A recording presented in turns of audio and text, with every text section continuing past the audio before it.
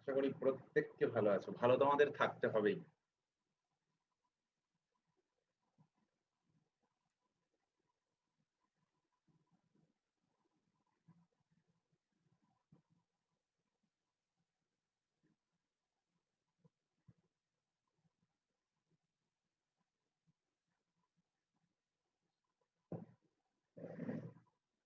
আমি ভালো আছি।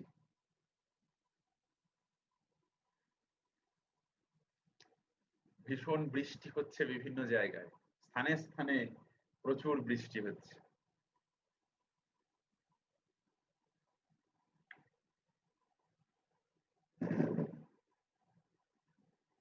গুড আফটারনুন, শুভ বিকাল।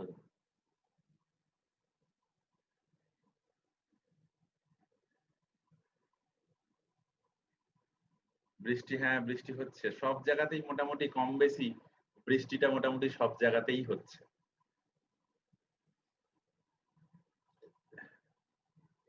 আমাদের 30 তারিখ যে মক টেস্ট হবে বললেন, ওটা কি টপিক জানিয়ে দেওয়া হবে? মানে কোন টপিক থেকে হবে?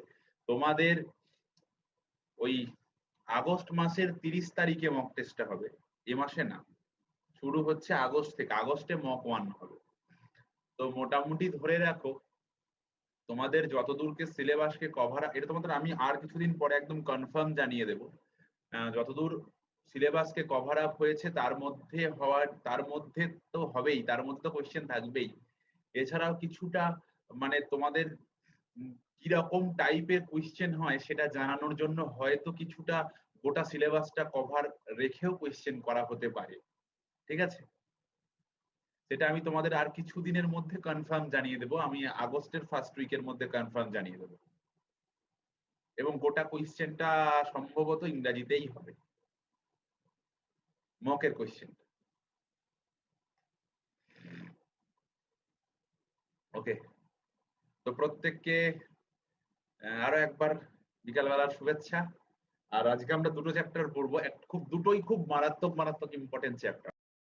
একটার নাম reserve bank of India, RBI, এবং আর একটা পড়বো ভারতবর্ষের ফিজিক্যাল ডিভিশন, ভারতবর্ষের ভৌগোলিক বিভাগ, ভূগোল থেকে। মানে দুটো চ্যাপ্টার একদম মার্কার চ্যাপ্টার, এবং তার সাথে নোটে যা থাকবে তার সাথে বেশ কিছু তথ্য আমাদের নোট ডাউন করতে হবে, খাতায় লিখতে হবে, কারণ যত কোয়েশ্চেন মডারেশন হচ্ছে বিভিন্ন ধরনের তথ্যগুলো আসছে, সেই তথ্যগুলো আমাদেরকে অ্যাসিমিলেট করার চেষ্টা করতে হবে। তো যাই হোক, আমি প্রথমে একটু হালকা করে বুঝিয়ে দিই ব্যাপারটা, যে সিস্টেমটা কি বলতে চাইছি, জিনিসটা কি বলতে চাইছি, তারপর আমি সেখান থেকে তোমাদের নোটসে যাব। ওকে, কিছু লেখানোতেও যাব। তো যাই হোক, শুরু করি।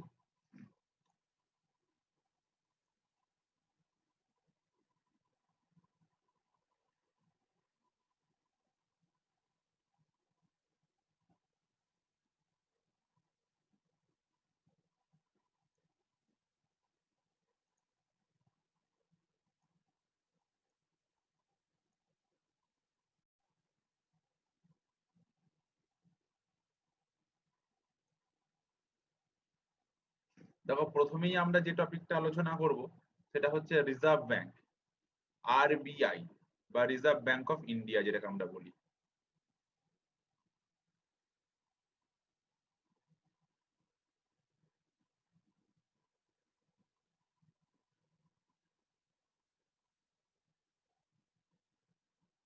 তো এই রিজার্ভ ব্যাংক অফ ইন্ডিয়া হচ্ছে ভারতবর্ষের কি যত ব্যাংক আছে সবকিছু ব্যাংকের অবজারভার, সবকিছু ব্যাংকে পর্যবেক্ষণ করছে রিজার্ভ ব্যাংক। তো যা হোক, সেটা আমি পরে আসছি। রিজার্ভ ব্যাংক অফ ইন্ডিয়া সম্পর্কে কি জানবো?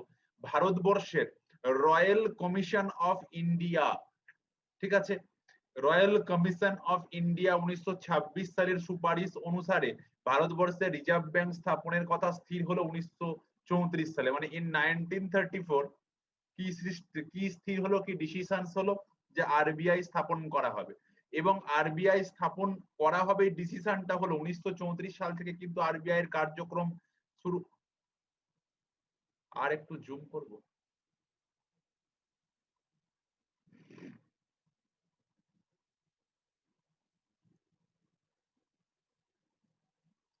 আরবিআই এর কার্যক্রম, আরবিআই স্থাপনের কথা শুরু হলো ইন 1934। বাট পরীক্ষার কোশ্চেন আছে, এই যে আরবিআই আরবিআই কোন অ্যাক্টের উপর দাঁড়িয়ে আছে?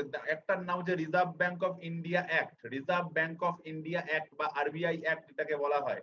এই আরবিআই অ্যাক্টের উপর বেস করেই এই রিজার্ভ ব্যাংকের বা রিজার্ভ ব্যাংক অফ ইন্ডিয়া তার সবকিছু নীতি নির্ধারণ করা হয়েছে।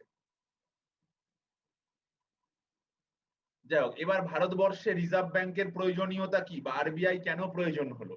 দেখো, যে কোনো কিছুর একটা অ্যাপেক্স বডি থাকা দরকার, যে কোনো কিছু একটা ওয়াচ ডগ থাকা দরকার, যে কোনো কিছুর একটা পর্যবেক্ষক, যে কোনো কিছুর একটা হেড থাকা দরকার।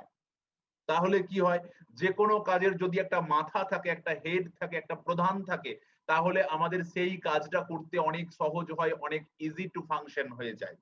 তো ভারতবর্ষে আরবিআই গঠন করার প্রথম উদ্দেশ্যটাই হলো ভারতবর্ষের এই ব্যাংকিং সিস্টেমকে স্ট্রং করে তোলা, ভারতবর্ষের ব্যাংকিং সিস্টেমকে একটা নতুন কাঠামো দেওয়া, একটা নতুন রূপ দেওয়া। ঠিক আছে, উন্নত অর্থের বাজার সৃষ্টি করা, অর্থাৎ মার্কেট পলিসি যেটা, সেই মার্কেট পলিসিটাকে ডেভেলপ করা, অ্যাডাপ্ট করা। কারণ প্রত্যেকটা ব্যাংকের নিজ নিজ পলিসি আছে, তারপরেও কিন্তু তারা আরবিআই প্রদত্তিত বা আরবিআই নির্দেশিত কিছু নির্দেশ তাদের মেনে চলতে হয়। তারপর ধরো কোনো ব্যাংকে বিভিন্ন ধরনের ঋণ সৃষ্টি করা বা ব্যাংক যে সাধারণ মানুষ ঋণ নেয় সেই ঋণ সৃষ্টি করে, আরবিআই এর কাছ থেকে তুমি ঋণ পাবে না, তুমি কিন্তু আরবিআই এর কাছ থেকে টাকা পাবে না। বাট আরবিআই কি, এই যত ব্যাংক আছে তাদের যে ব্যাংকার্স, ব্যাংকের যে ব্যাংকার্স, তোমার ব্যাংকার্স তো ব্যাংক, আর ব্যাংকের ব্যাংকার্স হচ্ছে আরবিআই। এবং ভারতবর্ষের কৃষি ও শিল্প ক্ষেত্রের মান উন্নয়ন, মানে agricultural development and as well as the industrial development. দেখবে নাবার্ড আছে, নাবার্ড, এনএভিআরডি, যারা এগ্রিকালচারাল বা তোমার বিভিন্ন সেক্টরে যে ঋণ টিন গুলো প্রদান করে, বিভিন্ন সময় ঋণের প্রয়োজন হয়। কখনো দেখা গেল কোনো অঞ্চলে খরা সৃষ্টি হলো, বন্যা হলো, সেই অঞ্চলে বিভিন্ন কৃষি ঋণ, ইন্ডাস্ট্রিয়াল ডেভেলপমেন্ট করার জন্য ঋণ, এগুলো কিন্তু তৈরি করতে হয়। এবং এগুলোর ফাংশন গুলোকে সৃষ্টি করা আরবিআই এরই কাজ, এবং আরবিআই নির্দিষ্ট ব্যাংক তারা সেগুলোকে সফল করে, সেগুলোকে সাকসেসফুল করে। এবার যে কোনো সৃষ্টিকে জানতে হলে তার পূর্বতন ইতিহাস একটু জানতে হয়। তাই দেখো আমাদের প্রথম পয়েন্টটা দেওয়া আছে ব্যাকগ্রাউন্ড অফ আরবিআই। আরবিআই এর ব্যাকগ্রাউন্ডটা কি? তো আরবিআই অ্যাকচুয়ালি কি সেন্ট্রাল ব্যাংকিং কনসেপ্ট। এই সেন্ট্রাল ব্যাংকিং কনসেপ্টটা প্রথম প্রফেসর ডিকক দিয়েছিলেন, যে কোনো দেশের একটা কি থাকা উচিত, সেন্ট্রাল ব্যাংক। এই সেন্ট্রাল ব্যাংক মানে কি, সে সব ব্যাংকের ওয়াচডগ হিসাবে কাজ করবে। ঠিক আছে, দেখো আমরা কি বলছি, আরবিআই তাহলে আমাদের কি, রিজার্ভ ব্যাংক অফ ইন্ডিয়া কি apex body of Indian money market, Indian money মার্কেটের apex body and regulatory body of Indian money market, মানে apex body as well as regulatory body. এটাকে পরিচালনা করছে কি, আরবিআই। আরবিআই এর প্রতিষ্ঠা কবে? আরবিআই এর প্রতিষ্ঠা হয় 1 এপ্রিল 1935। ভালো করে একটা জিনিস বোঝো, 1935 থেকে কি করলো সে, তার ফাংশন শুরু করলো, ফাংশন শুরু করলো। ফার্স্ট এপ্রিল থেকে তার ফাংশন শুরু করলো। কিন্তু অ্যাকচুয়ালি কি, এই ফাংশনটা শুরু হলো 1935 এর 1 এপ্রিল থেকে, ঠিক আছে, কিন্তু আমি একটু আগে তোমাদের যেটা বলছিলাম, আরবিআই প্রতিষ্ঠা কিন্তু আরবিআই অ্যাক্ট 1934, যেটা আমি একটু আগে তোমাদের বলছিলাম যে আরবিআই অ্যাক্ট 1934 অনুযায়ী কিন্তু আরবিআই ফাংশন করে, reserve bank of India function করছে। ঠিক আছে, এবার এই আরবিআই কে, এই যে ভারতবর্ষের অ্যাপেক্স বডি, তাহলে এর তো ন্যাশনালাইজেশন প্রয়োজন, এর জাতীয়তাকরণ হতে হবে। এই জাতীয়তাকরণ হলো কবে, 1 জানুয়ারি 1949 সালে। 1949 সালে আমরা জানি আরবিআই এর যিনি প্রধান তাকে বলা হয় কি, তাকে কি বলা হয়, গভর্নর। রিজার্ভ ব্যাংকের এছাড়াও রিজার্ভ ব্যাংকের 4 জন ডেপুটি গভর্নরও থাকেন, 4 জন ডেপুটি গভর্নর থাকেন। এই নিয়ে এই বডিটা, ভারতবর্ষের যে আরবিআই বা রিজার্ভ ব্যাংক আছে তার সেন্ট্রাল অফিসটা তো মুম্বাই। এছাড়াও কিন্তু 4টা লোকাল বডি আছে, যার একটা রয়েছে মুম্বাই, একটা কলকাতা, একটা নিউ দিল্লি, একটা চেন্নাই। তাহলে এই যে অ্যাপেক্স বডি মানে কি, এই যে আরবিআই এর যে মেন সেন্টার, সেই মেন সেন্টারটা মুম্বাই। এছাড়াও কিছু লোকাল বডি আছে, মানে এগুলো স্টেট ওয়াইজ লোকাল বডি 4টে রয়েছে, যেটা একটা মুম্বাই রয়েছে, একটা কলকাতায় রয়েছে, নিউ দিল্লিতে রয়েছে এবং চেন্নাই রয়েছে। ঠিক আছে, তোমরা আরবিআই এর লোগোটা সার্চ করলে এই সিম্বলটা খুঁজে পেয়ে যাবে, যে আরবিআই এর সিম্বল হচ্ছে a tiger under A palm tree. ঠিক আছে, এখন এরপরে এখান থেকে খুব সুন্দর কিছু ব্যাকগ্রাউন্ড থেকে কোশ্চেন আসে। কি রকম কোশ্চেন, এই যে আমরা রিজার্ভ ব্যাংক অফ ইন্ডিয়ার কথা বলছি বা আরবিআই এর কথা বলছি, এই আরবিআই এর ফার্স্ট গভর্নর কে ছিলেন? ঠিক আছে, যে তাই অ্যাবজর্ব মিথ যিনি ছিলেন, ইনি কিন্তু কোথাকার, ইনি ইংল্যান্ডের। পরীক্ষার কোশ্চেন এরকম আছে যে ভারতবর্ষের বা হুই কোন ইন্ডিয়ান ভারতবাসী এই রিজার্ভ ব্যাংকের প্রথম গভর্নর হয়েছিলেন হি ইজ সিডি দেশমুখ। 1943 থেকে 49 সাল পর্যন্ত কে ছিলেন আরবিআই গভর্নর, এবং বর্তমানে আরবিআই এর গভর্নর রয়েছেন কে ডক্টর শক্তিকান্ত দাস। আর এই চারজন, অবশ্যই এটার মধ্যে একটা চেঞ্জ হয়েছে, এই 4 নম্বর জন এখন চেঞ্জ হয়ে গেছে। এখানে আমরা ডেপুটি গভর্নরের কথাটাও বলা ছিল, এখন একজন চেঞ্জ হয়ে গেছে। এটাকে মাঝে মাঝে সময়ে সময়ে কি করতে হবে, এই ইনফরমেশন দুটো মাঝে মাঝে কিন্তু আপডেট করতে হবে। ঠিক আছে, এই আরবিআই তাহলে আমি কি বললাম, আরবিআই আমাদের কি ব্যাংকার্স অফ অল ব্যাংক। কোন ব্যাংক তার লোনের প্রয়োজন, কোন ব্যাংকের কখনো কিছু ঘাটতি এসেছে তার জন্য টাকার প্রয়োজন, কোন ব্যাংক কোন নতুন প্ল্যান তৈরি করতে যাচ্ছে তার জন্য কিছু ঋণের প্রয়োজন, সবকিছু সেই পারমিশনটা দেবে, সেটা দেবে কে, সেই সাহায্যটা দেবে রিজার্ভ ব্যাংক অফ ইন্ডিয়া। তাই আরবিআই কে বলা হয় bankers of all bank, bankers of all bank. ঠিক আছে, তারপর বলছে সেন্ট্রাল ব্যাংক। আমি কি বললাম, প্রত্যেকটা দেশের, ইচ এন্ড এভরি কান্ট্রি, প্রত্যেকটা দেশের একটা অ্যাপেক্স বডির প্রয়োজন, একটা সেন্ট্রালাইজড বডির প্রয়োজন, সেটাই হলো সেন্ট্রাল ব্যাংক বলা হয় কি। আর একটা বলা হয় leader of the last resort, অর্থাৎ কি সবশেষ, অর্থাৎ ব্যাংকিং সিস্টেমের সর্বশেষ সিদ্ধান্ত নেবে কে, reserve bank of India. Cleaning house বলা হয় একে। আর একটা বলা হয় controller of all foreign reserve. এই সবকটা কাকে বলা হচ্ছে, আরবিআই কে বলা হয়। আর আরবিআই কি কি কাজ করে, আরবিআই যা যা কাজ করে, তো কিছু নির্দিষ্ট ফাংশনস আছে আরবিআই এর, যেমন নোটের কিছু প্রচলন, নোটের সাইনের ব্যাপারটা যেটা থাকে, ঠিক আছে, অর্থ সংক্রান্ত বিভিন্ন তথ্য, সরকারের যে ব্যাংকার, শুধুমাত্র ব্যাংকার না, গভর্নরের এই তোমার গভর্নমেন্ট যেটা আমাদের যে সেন্ট্রাল গভর্নমেন্ট আছে তারও ব্যাংকার, ব্যাংকগুলির ব্যাংকার তো বললাম। ঋণ নিয়ন্ত্রণ, কোন ব্যাংক কত পার্সেন্ট ম্যাক্সিমাম হারে ঋণ দিতে পারে, বা কোন ব্যাংক কত পার্সেন্ট সুদ দিতে পারে, তার ম্যাক্সিমাম রেটটা কত হতে পারে, সে তার কমেও দিতে পারে, সেটা কন্ট্রোল করে, সেটা নিয়ন্ত্রণ করে রিজার্ভ ব্যাংক অফ ইন্ডিয়া। এবং মুদ্রা ব্যবস্থার যে স্টেবিলিটি, যাতে না করে আমাদের দেশে অর্থনৈতিক মন্দা আসে, এই ব্যাপারগুলো দেখাশোনা করে কি আরবিআই। ঠিক আছে, এরপর আমরা আরো কিছু এক্সট্রা তথ্য জানবো। প্রথমেই জানবো what is bank rate. Bank rate ভালো করে বুঝবে, ব্যাংক রেট কি বলতে, দেখো আরবিআই আমাদের যে রাষ্ট্রায়ত্ত ব্যাংকগুলো আছে, সে যে বার্ষিক সুদে হারে ঋণ দেয়, অর্থাৎ ধরো আমাদের এখানের Punjab national bank, union bank, এই সব যা ব্যাংক আছে, এরা আরবিআই এর কাছ থেকে যে সুদে ঋণটা নেয়, মানে আরবিআই এই রাষ্ট্রায়ত্ত ব্যাংকগুলিকে, আরবিআই রাষ্ট্রায়ত্ত ব্যাংকগুলিকে যে বার্ষিক হারে ঋণ দেয়, কি বললাম, আরবিআই যে বার্ষিক হারে ঋণ দেয় সেটাই হচ্ছে ব্যাংক রেট। তাহলে কে ঋণটা পাচ্ছে এখানে, এই ন্যাশনালাইজড ব্যাংক বা রাষ্ট্রায়ত্ত ব্যাংকগুলো। রেপো রেট কি, হোয়াট ইজ রেপো রেট, দেখো বলছে যে সুদের হারে কমার্শিয়াল ব্যাংকগুলি আরবিআই থেকে স্বল্প মেয়াদী ঋণ নেয়, তাহলে স্বল্প সময়ের মেয়াদে যে ঋণ, সেটা হলো কমার্শিয়াল ব্যাংকরা, তারা হচ্ছে কি আরবিআই থেকে নেয়, সেটা হচ্ছে রেপো রেট। এবার যে রিভার্স রেপো রেট, ঠিক উল্টোটা, বাণিজ্যিক ব্যাংকগুলো তাদের স্বল্প মেয়াদী তহবিল আরবিআই এর কাছে জমা রাখে, ওই গচ্ছিত অর্থের ওপর আরবিআই যে হারে সুদ দেয়। তার মানে কি, তুমি যে কোনো একটা ব্যাংক করতে যাবে, তোমাকে কি করতে হবে, তোমাকে বাণিজ্যিক ব্যাংক করতে গেলে তোমাকে কি করতে হবে, অর্থ গচ্ছিত রাখতে হবে, তার উপর যে সুদ দেয়। তারপর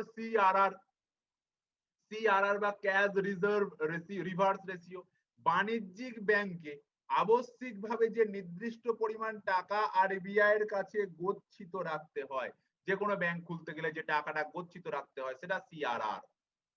তারপরে মার্জিনাল স্ট্যান্ডিং ফেসিলিটি বা এমএসএফ, কি বলছে দেখো, এই ব্যবস্থার মাধ্যমে কেন্দ্রীয় ব্যাংক বা সেন্ট্রাল ব্যাংক বাদ বাকি যে তফসিল ব্যাংকগুলিতে জরুরি ভিত্তিতে স্বল্প মেয়াদী ঋণ যখন কি করে, কোনো অতিরিক্ত কোনো লগ্নিপত্র থাকে না, তখন কেবলমাত্র তখনই বাধ্য হয়ে তারা ব্যাংকগুলি এসএলআর কোঠায় সিকিউরিটি বিক্রি করে ঋণ গ্রহণ করে। তাদের যে সিকিউরিটিটা তারা আরবিআই এর কাছে জমা রেখেছিল, সেই সিকিউরিটিটা বিক্রি করে তখন তারা সেখান থেকে ঋণ পায়। এটা সবসময় নয়, কোনো এমার্জেন্সি কন্ডিশন হলো ব্যাংকের, বা ব্যাংকটার দেখা যাচ্ছে কোনো রকম অর্থনৈতিক লস হলো, তখন তাকে এমএসএফ বলে।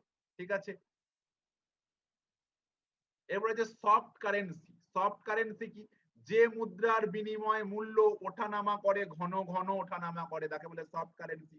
আর হার্ড কারেন্সি কি, ঠিক তার উল্টোটা, এমন একক মুদ্রা যার বিনিময় মূল্য মোটামুটি স্থির থাকে, যখন বিনিময় মূল্য ওঠানামা করে, দ্যাট ইজ সফট কারেন্সি। আর যখন এটা ফিক্সড থাকে তখন সেটা হচ্ছে হার্ড কারেন্সি।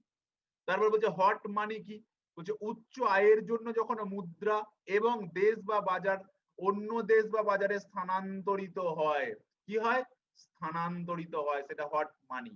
ফিয়াট মানি কাকে বলা হয়, যে অর্থ বা মুদ্রা সরকার বৈধ বলে ঘোষণা করেছে, legal money equal to fiat মানি।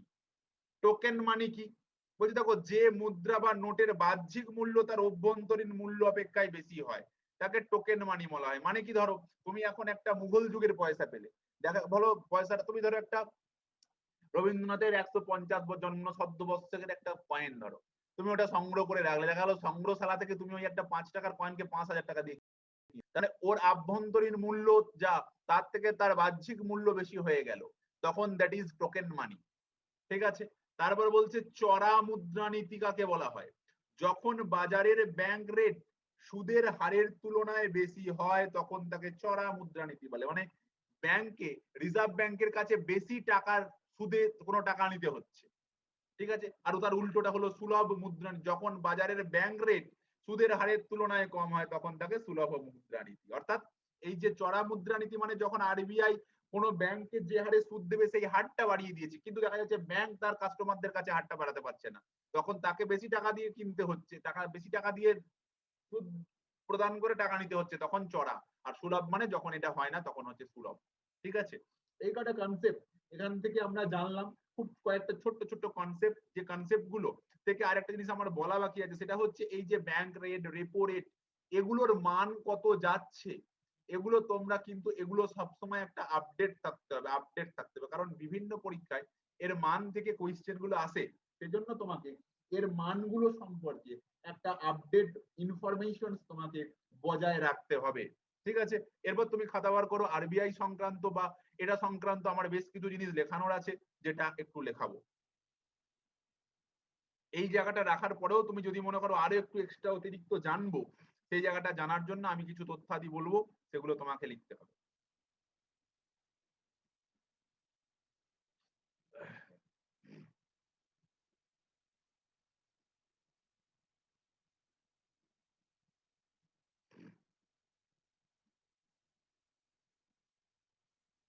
প্রত্যেকে খাতা বার করে খাতার মাথায় হেডিং দাও আরবিআই বা reserve bank of India.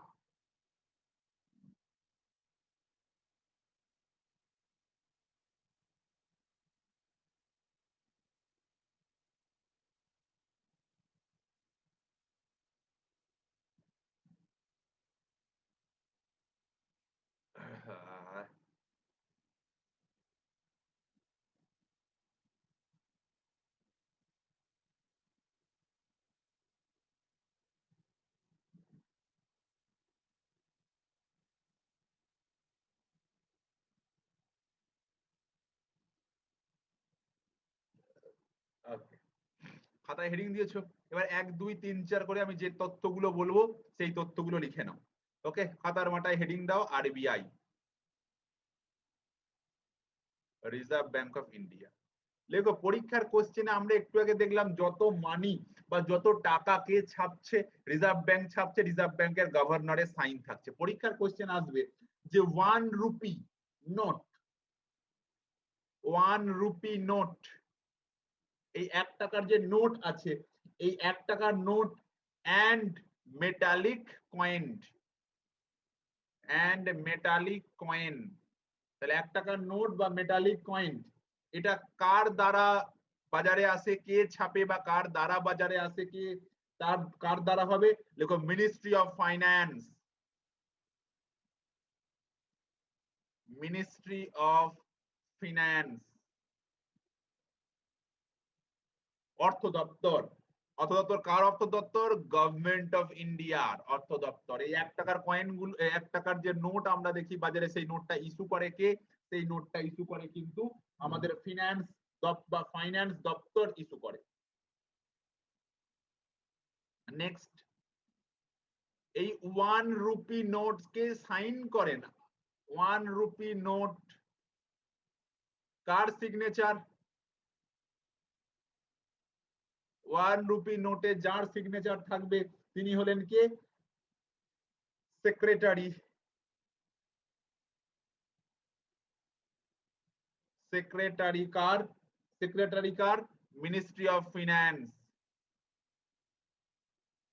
Ministry of finance, government of ইন্ডিয়ার যে মিনিস্ট্রি অফ ফিনান্স আছে তার যিনি সেক্রেটারি তার সেখানে সাইন থাকবে।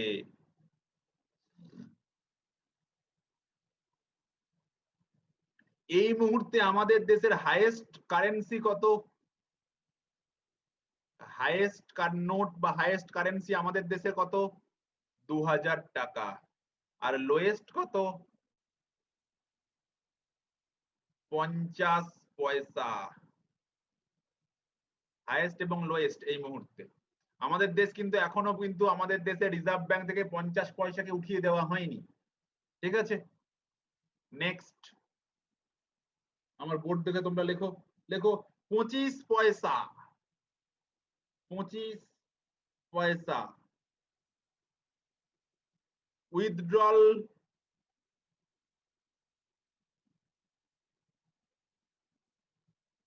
Withdrawal by RBI. কে উইথড্রল করেছে? আরবিআই উইথড্রল করেছে। কবে করেছে? On 30 June 2011।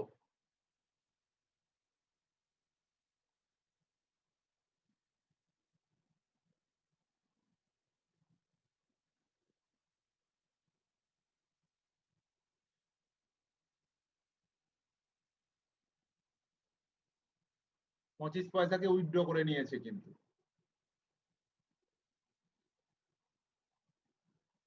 Okay, next.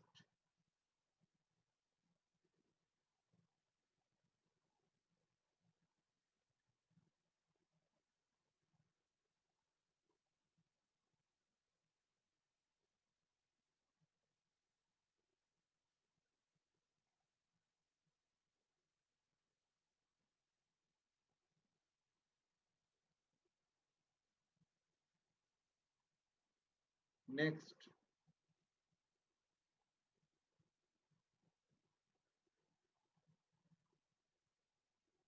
আর একটা দুটো তথ্য আরবিআই থেকে যার নোট আছে তার বাদে পড়ে নেবে। হ্যাঁ, ডক্টর মনমোহন সিং, ইনি একমাত্র প্রাইম মিনিস্টার যিনি আরবিআই গভর্নর ছিলেন। দেখো, doctor Manmohan Singh, doctor Manmohan Singh was RBI governor, RBI governor during 1982 to 85। কততম? 15th, 15তম ছিলেন উনি।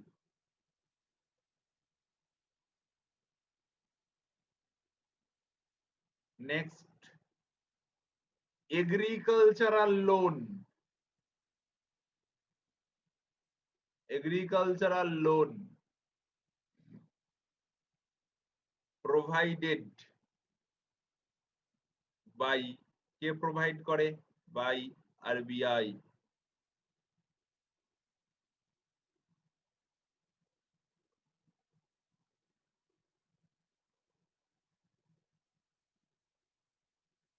এই আরবিআই এর কে করে এটা? নাবার্ড। নাবার্ড। লাস্ট পয়েন্ট লিখে নাও, আরবিআই মানে reserve bank of India provided,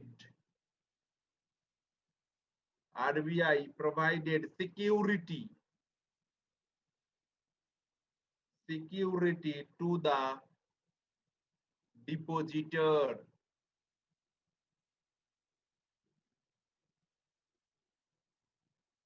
to the depositor। এই এক্সট্রা তথ্য কটা একটু আরবিআই থেকে করে রাখবে যা ছিল বাদে। আর আমি যে ডেফিনিশনস গুলো বললাম, like bank rate, CRR, SLR, ঠিক আছে, তারপর রিজার্ভ রেপো রেট, এই যে ডেফিনেশনস গুলো বললাম, এই ডেফিনেশন গুলো বা ব্যাংক রেট, এগুলোর প্রেজেন্ট রেটটা কত? এগুলো কিন্তু বিভিন্ন সময় আপ ডাউন হয়, তাই ওর প্রেজেন্ট আপডেটেড রেটটা কত সেটা কিন্তু তোমাদের করে রাখতে হবে। অনেক সময় পরীক্ষার কোশ্চেন আসতে পারে যে এখন বর্তমানে ব্যাংক রেট কত, বর্তমানে সিআরআর কত, বর্তমানে এসএলআর কত, এগুলো কিন্তু তোমাকে পারতে হবে। এবং পারার তো একটাই উপায়, সেটা হচ্ছে তোমাকে একটু আপডেট রাখতে হবে। বিকজ এই ইকোনমি থেকে এখন ট্রেন্ড যেটা হয়ে গেছে কি, যে সেটা হচ্ছে ইকোনমিক্স থেকে যে প্রশ্নগুলো আসছে কারেন্ট কোয়েশ্চেন থেকে বেশি প্রশ্ন আসছে। কারণ আমরা বিভিন্ন এক্সামের কোয়েশ্চেনকে ফলো করলে দেখছি এই কারেন্ট ইকোনমি থেকে কোয়েশ্চেন দেওয়ার হারটা, ট্রেন্ডটা একটু বেড়ে গেছে। ওই জন্য ইকোনমিক্সে একটু আপডেটেড রাখতে হবে তোমাকে, যাতে করে কি হয়, যাতে করে তুমি যে কোয়েশ্চেন গুলো আসবে সেই কোয়েশ্চেন গুলোকে আনসার করতে পারো। ওকে, ঠিক আছে। এরপর ভূগোলের খুব তথ্যবহুল একটা চ্যাপ্টার,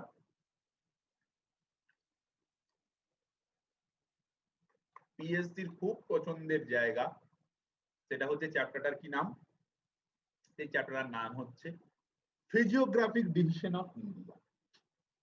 এ ভারতবর্ষ এমন এক ভূমি, এ ভারতবর্ষ এমন এক স্থান যেখানে পাহাড় পর্বত, মরুভূমি, মালভূমি, সমভূমি সবকিছু আছে, দ্বীপপুঞ্জ সব আছে ভারতবর্ষে। যা আছে গোটা পৃথিবীতে তার সবকিছু আছে ভারতবর্ষে। তাই ভারতবর্ষের ভূপ্রকৃতিগত দিক দিয়ে বিভিন্ন প্রভেদ আছে, বিভিন্ন ভাগ আছে। দেখো, এমন কোনো ভূপ্রকৃতিক বিভাগ নেই, এমন কোনো প্রাকৃতিক ডিভিশনস নেই, এমন কোনো প্রাকৃতিক বিভাগ নেই যা ভারতবর্ষে নেই। তাই ভারতবর্ষের ভূপ্রকৃতিগত প্রভেদ অনেক বেশি, অনেক রকম। ঠিক আছে, এই ভূপ্রকৃতিগত প্রভেদ, সিংহ, তাছাড়াও তার রিলেটেড যে বিভিন্ন ধরনের ইনফরমেশন গুলো আমাদের পরীক্ষায়, যে ইনফরমেশন গুলো আমাদের পরীক্ষায় আসে, সেই ইনফরমেশন গুলো আমাদের আজকে কিন্তু জানতে হবে। এর মধ্যে নোটে প্রায় 70-80% দেওয়া আছে, কিছু আমি লেখাবো, সেটা লিখে নিলেই আমাদের কমপ্লিট হয়ে যাবে। তাহলে আমাদের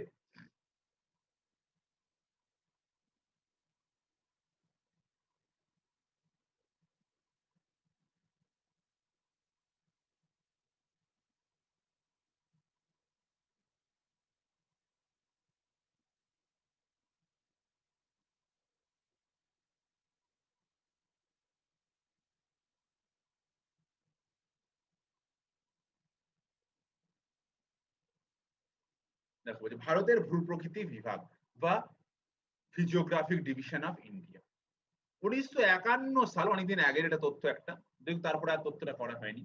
ভারতবর্ষের যে ভূপ্রকৃতিগত বিভাগ দেখানো হয়েছে সেখানে বলা হয়েছে প্রায় 10.7% পার্বত্য অঞ্চল ভারতবর্ষের, মানে কি মাউন্টেন রিজিয়ন, 18.6% পাহাড়ি মৃত্তিকা যুক্ত বা যেটাকে আমরা বলি হিলি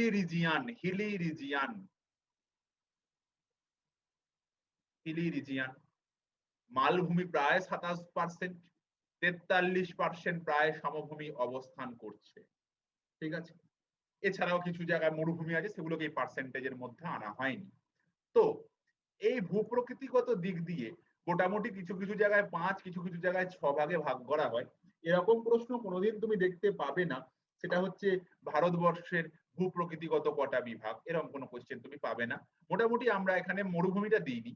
যাই হোক, এই 5টা ভাগ কি কি বলা আছে, উত্তরের পার্বত্য অঞ্চল বা দা নর্দার্ন মাউন্টেন রিজিয়ন, উত্তরের যে উপকূলীয় সমভূমি অঞ্চল বা নর্দার্ন প্লেন, উপদ্বীপীয় মালভূমি অঞ্চল বা দা ইন্ডিয়ান পেনিনসুলার প্লেন, উপকূলীয় সমভূমি অঞ্চল যেটাকে আমরা বলি কোস্টাল প্লেন রিজিয়ন, এবং ভারতবর্ষের দ্বীপপুঞ্জ সমূহ বা আইসল্যান্ড অফ ইন্ডিয়া।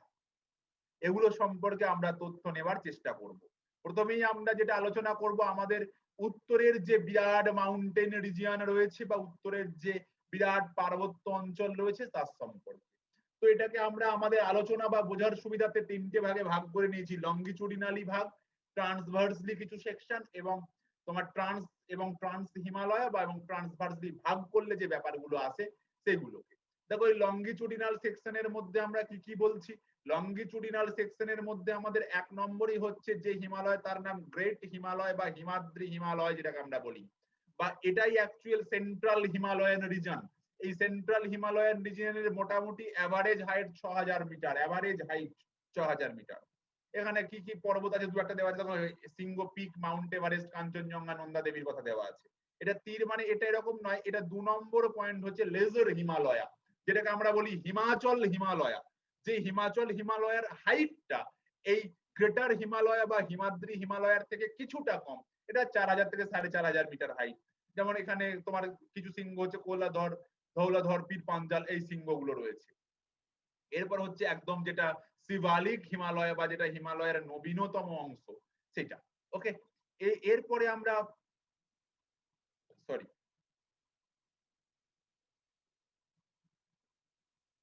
যেটা বলছি ট্রান্স হিমালয়ের কতগুলো গুরুত্বপূর্ণ রেঞ্জের কথা বলা আছে, কারাকোরাম, লাদাখ, জাস্কার। এরপর আছে ট্রান্সভার্সলি যদি সেকশন করা হয় তাহলে এই 5টা অঞ্চল পাওয়া যাবে হিমালয়ান মাউন্টেন রিজিয়নের মধ্যে। কি কি? কাশ্মীর হিমালয়া, পাঞ্জাব হিমালয়া, সেন্ট্রাল হিমালয়া, হুমায়ুন হিমালয়া এবং আসাম হিমালয়া। এবার কি করতে হবে? আমাদের এখান থেকে ইনফরমেশন দেখতে হবে, এখান থেকে তথ্যগুলোকে জানতে হবে এবং এখান থেকে প্রচুর তথ্য আছে, সেই তথ্যগুলোকে মনে রাখতে হবে। ঠিক আছে, আমরা প্রথমে এখানে একটা ছক করছি কিছু রেঞ্জের আদার নেম, কিছু রেঞ্জের, যেমন কারাকোরাম রেঞ্জের আদার নেম কৃষ্ণগিরি, K2 যেটাকে আমরা বলি তার দাপসাং বলা হয়, মাউন্ট এভারেস্ট সাগরমাতা, এটা ছক করে দেওয়া আছে। তারপর আছে নীলগিরি যেটাকে আমরা বলছি ব্লু মাউন্টেন, তারপর ইস্টার্ন ঘাট যেটাকে ময়াদ্রি বলছি। কিছু রেঞ্জে আরো দেখো আরাবল্লীর সর্বোচ্চ শৃঙ্গ গুরু শিখর, সাতপুরার সর্বোচ্চ শৃঙ্গ ধূপগড়, বিন্ধ্যার সর্বোচ্চ শৃঙ্গ মানপুব, আনাইমালাইয়ের সর্বোচ্চ শৃঙ্গ আনাই মুদি, আর হচ্ছে নীলগিরির সর্বোচ্চ শৃঙ্গ দোদাবেতা। এটা রেঞ্জ আদার নেম না, এই পয়েন্ট একটু চেক করে নিও। এটার নাম হচ্ছে হাইয়েস্ট পিক যেটা, ঠিক আছে, সর্বোচ্চ শৃঙ্গ। এখানে আমরা কিছু তথ্যকে প্রথমে একটু ছড়িয়ে এক জায়গায় মানে তোমার এখনো আলোচনা স্বরূপ মানে উত্তরের যে পার্বত্য অঞ্চল, এই উত্তরের পার্বত্য অঞ্চলের বা উত্তরের যে বিস্তৃত পার্বত্য অঞ্চল আছে সেখানকার তথ্যগুলো একটু আলোচনা করছি প্রথম। তারপরে এই উত্তরের পার্বত্য অঞ্চলের যে ইম্পর্টেন্ট পিক গুলো রয়েছে সেগুলো সম্পর্কে আমরা জানবো। এখান থেকে বেশ কিছু জিনিস খুব বোঝার আছে। দেখো প্রথমে দেওয়া আছে K2 বা দ্য K2 যেটাকে আমরা বলি, এই K2 টাকে আমরা কি বলতে পারি? যার উচ্চতা 8611 মিটার। দেখো বলা আছে হাইয়েস্ট পিক ইন ইন্ডিয়া, মনে রাখতে হবে। আমি কিছু টার্ম বলি তারপর বলছি। ভারতবর্ষে যত পিক আছে তার মধ্যে এই সব থেকে উচ্চতম হচ্ছে কিন্তু এটাই, এটা বিষয়ে কোনো সন্দেহ নেই। কিন্তু একটু পরে দেখবে এটা উচ্চ ঠিকই কিন্তু এর সবটা ভারতবর্ষে নয়। তাই যদি বলে কোন পিকটা ভারতবর্ষের হাইয়েস্ট পিক যেটা সবটাই ভারতে আছে, তখন আবার উত্তরটা পাল্টে যাবে। আবার এরকম অনেক সময় কোশ্চেন আসে ভারতবর্ষের সর্বোচ্চ পিক যেটা হিমালয়ের, মানে হিমালয়ে অবস্থিত ভারতবর্ষের সর্বোচ্চ পিক কোনটা, বুঝতে হবে আমাদের, ভালো করে জানতে হবে, না জানলে পিছিয়ে পড়তে হবে। ঠিক আছে, যাই হোক, তাহলে K2 হচ্ছে ভারতবর্ষের যত শৃঙ্গ আছে তার মধ্যে সর্বোচ্চ, যাকে আমরা বলি কিং অফ কারাকোরাম। এটা হচ্ছে ওয়ার্ল্ডের সেকেন্ড হাইয়েস্ট পিক। এই পর্যন্ত আমরা কারাকোরাম সম্পর্কে জানলাম। এরপর কার সম্পর্কে জানবো? কাঞ্চনজঙ্ঘা, যার হাইট 8598 মিটার। বলছে দেখো India's highest peak on Himalaya. দেখো টার্মটা পাল্টে গেছে, এটা কিন্তু হিমালয় না, এটা ভারতবর্ষের সর্বোচ্চ শৃঙ্গ। কিন্তু ভারতবর্ষের সর্বোচ্চ শৃঙ্গ হিমালয়ে অবস্থিত ভারতবর্ষের সর্বোচ্চ শৃঙ্গের নাম কিন্তু কাঞ্চনজঙ্ঘা, যেটা হচ্ছে ওয়ার্ল্ডের থার্ড হাইয়েস্ট। তারপর আছে দেখো যে তোমার নাঙ্গা মাউন্টেন যেটা বলা আছে ওয়েস্ট বেঙ্গলের সর্বোচ্চ শৃঙ্গ। যাই হোক, এটা তারপরেরটা বললে আর ব্যাপারটা ক্লিয়ার হবে। নামচা বারোয়া, নামচা বারোয়া কি বলছে দেখো, ইস্ট ইন্ডিয়ার সর্বোচ্চ শৃঙ্গ, ভালো করে দেখো, ইস্ট ইন্ডিয়ার হাইয়েস্ট এটা। এরপর আসবে নন্দা দেবী, যেখান থেকেই বেশি কোশ্চেন সেট হয়। পরীক্ষার এমন কোশ্চেন এসেছে WBCS যে highest peak in India totally situated in Indian continent, ভারতবর্ষের সর্বোচ্চ শৃঙ্গ কোনটা যেটার সবটা ভারতবর্ষে আছে, that is Nanda Devi, 7117 metre. এটা হচ্ছে ভারতের সর্বোচ্চ শৃঙ্গ যেটা সম্পূর্ণভাবে কোথায় আছে? সম্পূর্ণভাবে রয়েছে ইন্ডিয়ান কন্টিনেন্টে, ভারতবর্ষে সর্বোচ্চ সবটা রয়েছে। ঠিক আছে, তাহলে ভারতবর্ষের সবটা রয়েছে নন্দা দেবী, হিমালয়ের সর্বোচ্চ কাঞ্চনজঙ্ঘা, ভারতবর্ষের সর্বোচ্চ K2। ওকে, এরপর মাউন্ট এভারেস্টের কথা বলা আছে, এটা হচ্ছে ওয়ার্ল্ডের highest peak, mother of the world, head of the sky. ঠিক আছে, আচ্ছা এইটা কিছু নয়, হ্যাঁ এই তথ্যটা ডবল টাইপ হয়ে গেছে, তথ্যটা কিছু নয়। এরপর কিছু ভ্যালি বা উপত্যকার কথা বলা আছে, যেখানে কিন্তু বসবাস উপযোগী কিছু উপত্যকার কথা বলা আছে, পর্বতের মাঝে যে উপত্যকা, তাকে ভ্যালি বলা হয়। যেমন দেরাদুন উত্তরাখণ্ডে আছে, স্যাফরন ভ্যালি J&K আছে, J&K তে, কুলু হিল বা লাহুল স্পিতি দেরাদুন তোমার যে ভ্যালি গুলো রয়েছে কোথায় আছে, HP তে। ভ্যালি অফ ফ্লাওয়ার কোথায় আছে, খুব important, KKI crore crore important, valley of flower কোথায় আছে, জম্মু এবং কাশ্মীর। এরপর পাস, যে পাসগুলোর মধ্য দিয়ে কি হয়, কোন সময় মানুষের জন্য করতে পারে, বা কিছু কিছু পাস আছে যেগুলো মোটরেবল পাস, যেখানে মোটর পাস করতে পারে, এরকম কিছু পাসের কথা বলা, যেমন ধরো লিপুলা, জালেপলা, বমিলা, বল্লাচলা, এগুলোর কোথায় আছে সেগুলোও এখানে বলে দেওয়া আছে, সিকিমে HP তে রয়েছে, এটা একটু দেখে নিতে হবে আমার। এরপর আছে কিছু মাউন্টেন রিজিয়নের কথা বলবো, যেমন আরাবল্লী পর্বত, ভারতবর্ষের প্রাচীন ভঙ্গির পর্বত, হিমালয় নবীন ভঙ্গির পর্বত, এর আরাবল্লীর সর্বোচ্চ শৃঙ্গ গুরু শিখর।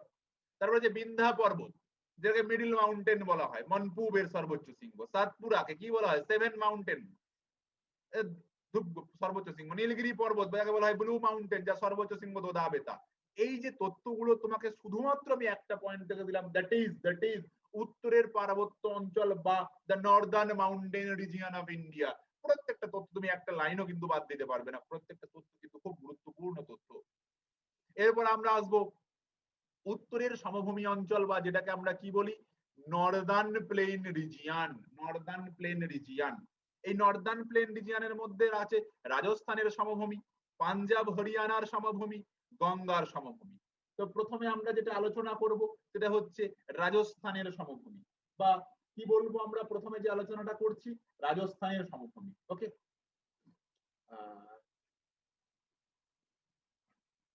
রাজস্থানের সমভূমি। দেখো প্রথমে কি দেওয়া আছে, এই সমভূমির উত্তর অংশের যে ওল্ড অ্যালুভিয়াল সয়েল আছে তাকে বলা হয় ভাগার। উত্তরের যে ওল্ড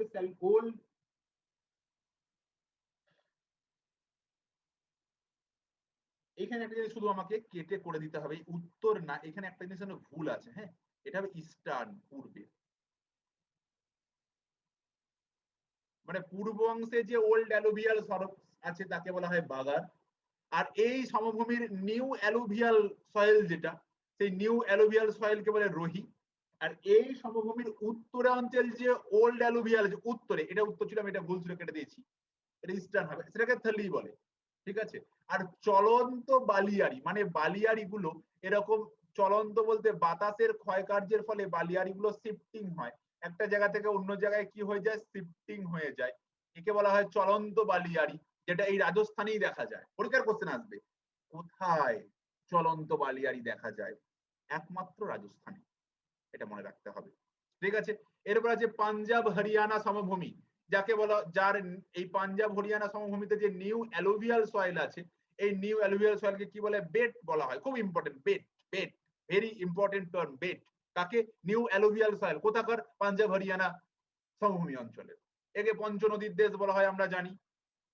আর এই সমভূমির যে ওল্ড অ্যালুভিয়াল সয়েল আছে, এটা তখন নিউটাকে বলে বেট, আর দায়াসটাকে কাকে বলা হয়, ওল্ড। তাহলে old alluvial soil of Punjab Himalayan region known as দায়াস and the new alluvial soil of Punjab Haryana সমভূমির কি, তাকে নোন অ্যাজ বেট, বেট। তাহলে রাজস্থানের ইস্টার্নের ওল্ড কে বলে কি, বাগর, নিউ অ্যালুভিয়াল রোহি, এর উত্তরের ওল্ড অ্যালুভিয়াল কে কি বলা হয়, সেটা হচ্ছে থলি।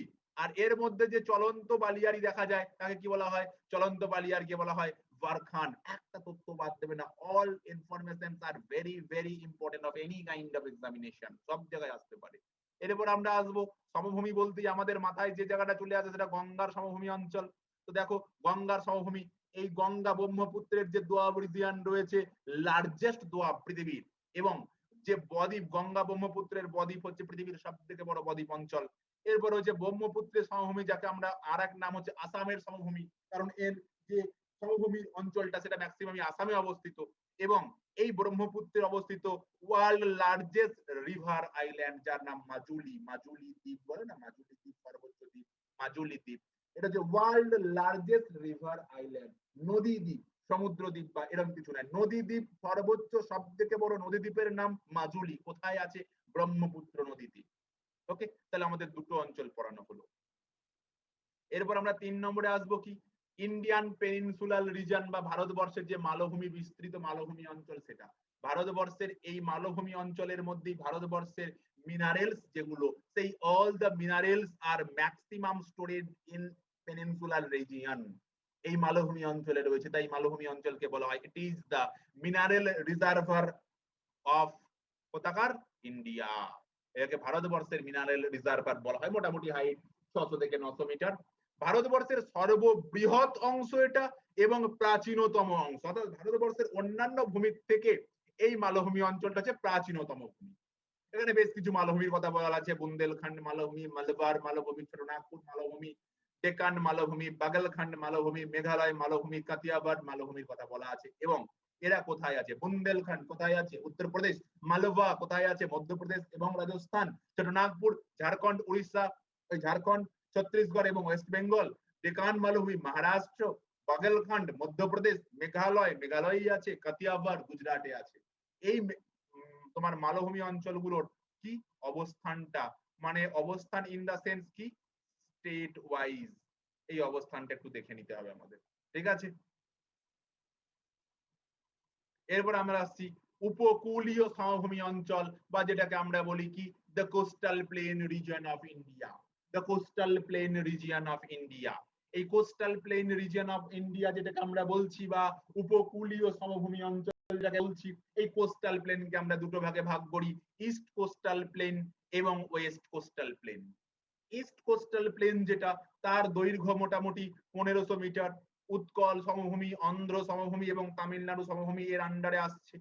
আর এই যে ওয়েস্ট কোস্টাল যেটাকে বলছি, যার দৈর্ঘ্য মোটামুটি 1600 মিটার, এটাকে কি কি আসছে? কন্নড় প্লেন, কেরালা, কেরালাটা দুবার হয়ে গেছে, কেরালা, এটা 4, হ্যাঁ এটা 5, তাছাড়া কাতিয়াবার রয়েছে, কর্ণাটকা কোস্ট। এই হচ্ছে ভারতবর্ষের উপকূল যে সমভূমি অঞ্চলটা রয়েছে, একে দুটো ভাগে ভাগ করা হচ্ছে, ইস্ট এবং ওয়েস্ট পার্ট। এই ইস্ট পার্টের দৈর্ঘ্য এবং কি কি উদাহরণ একটু মনে রাখলাম, আর ওয়েস্ট পার্টের দৈর্ঘ্যটা এবং যে উদাহরণগুলো রয়েছে সেগুলো একটু মনে রাখলাম। ভারতবর্ষের লংগেস্ট কোস্টাল স্টেট, মানে কোন স্টেটে কোস্ট লাইন বা সমুদ্র লাইন সব থেকে বেশি আছে? ভারতবর্ষের মোট 9টা স্টেটের মধ্য দিয়ে কি আছে? কোস্টাল লাইন আছে। তার মধ্যে সব থেকে বেশি আছে গুজরাট, তারপর এপি, তারপর তামিলনাড়ু। আর এই 9টা স্টেটের মধ্যে কোস্ট লাইন সব থেকে কম কোথায় আছে? সেটা হচ্ছে গোয়ায়। ঠিক আছে, ভারতবর্ষের কোস্ট লাইন বা সমুদ্র সীমানা কত? 7516 কিলোমিটার, ভারতবর্ষের টোটাল কোস্টাল লাইনের এরিয়া। ঠিক আছে, এরপর আমরা যেটা আলোচনা করব সেটা হচ্ছে ভারতবর্ষের বদ্বীপ অঞ্চল বা দ্বীপ বা ইন্ডিয়ান আইল্যান্ড কে আলোচনা করব। এখানে আন্দামানে 204টি দ্বীপ আছে। আচ্ছা, তুমি যদি বলে দিই, এখন যদি নেটে সার্চ করো বহু জায়গায় বহু দেখবে, কিন্তু আমি তোমাকে যেটা বলছি এটাই তোমাকে পিএসসি এসএসসি অ্যাকসেপ্ট করবে, তারা অপশন এই 204টা দেবেই, অন্য অপশন অনেক কিছু দিতে পারে, বাট এবং ওরা উত্তর নেবে এই 204টাকে। এবং লাক্ষাদ্বীপে মোট দ্বীপের সংখ্যা এতটি কি আছে? দ্বীপ আছে। এই সংখ্যাটা কিন্তু তুমি মনে রেখো, আন্দামানের টোটাল দ্বীপের সংখ্যা 204 এবং তোমার লাক্ষাদ্বীপে মোট দ্বীপের সংখ্যা 25। এই আনসারটা ওরা অ্যাকসেপ্ট করবে, পিএসসি এসএসসি এটা অ্যাকসেপ্ট করবে, তাই তুমি এটা অ্যাসিওর থাকতে পারো। ঠিক আছে, আন্দামানে তো অনেক দ্বীপ আছে, তার মধ্যে সবথেকে বড় দ্বীপ কোনটা? মিডিল আন্দামান। আর নিকোবরের সবথেকে বড় দ্বীপ কোনটা? গ্রেট নিকোবর।